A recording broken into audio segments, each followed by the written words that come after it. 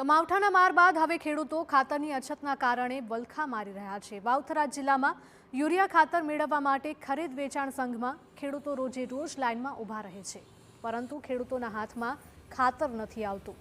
કેટલાક ખેડૂતો તો 4 દિવસથી ધરમના ધક્કા ખાવા મજબૂર બન્યા છે, પરંતુ ખાતર નથી મળી રહ્યું।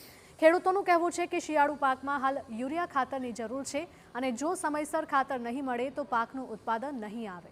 ખાતરની અછત દૂર કરવા ખેડૂતો માંગણી કરી રહ્યા છે। ચોમાસું પાણીથી નુકસાન થયું, પણ હવે વગર ખાતરે નુકસાન થાય, કારણ ખાતર સારું કાંઈ મોટા ખોલો ગમે એટલી વાર ઉભા રહો, નંબર હાથમાં લખી આલે, પણ ખાતર હજી હાથ જ નહીં આવતું।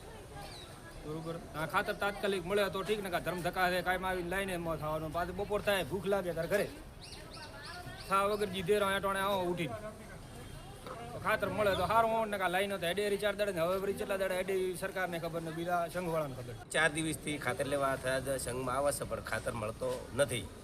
2-4 કલાક લાઈનમાં ઊભા રહ્યા છતાં ખાતર હોતો નથી, આવે છે એમ કહે છે, પણ કંઈ આવતો નથી। 4 દિવસથી આજે ધક્કા ખાઈએ છીએ અને શિયાળુ પાકમાં હાલ ખાતરની જરૂર છે અને હાલ ખાતર ના મળે તો પછી ખાતરને અમારે શું કરવાનું?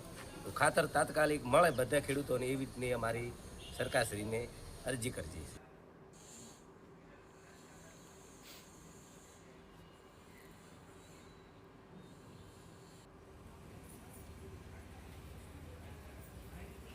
તો આ બંને દ્રશ્યો આપ જોઈ રહ્યા છો, એક તરફ બનાસકાંઠાના દ્રશ્યો છે અને એક તરફ છોટાઉદેપુરના દ્રશ્યો છે। ખાતર નહીં મળવાના કારણે ખેડૂતો વલખા મારતા જોવા મળી રહ્યા છે। અમુક એવા પણ ખેડૂતો છે કે જે 4 દિવસથી ત્યાં આવી રહ્યા છે, પરંતુ તેમના હાથમાં ખાતર નથી આવી રહ્યું।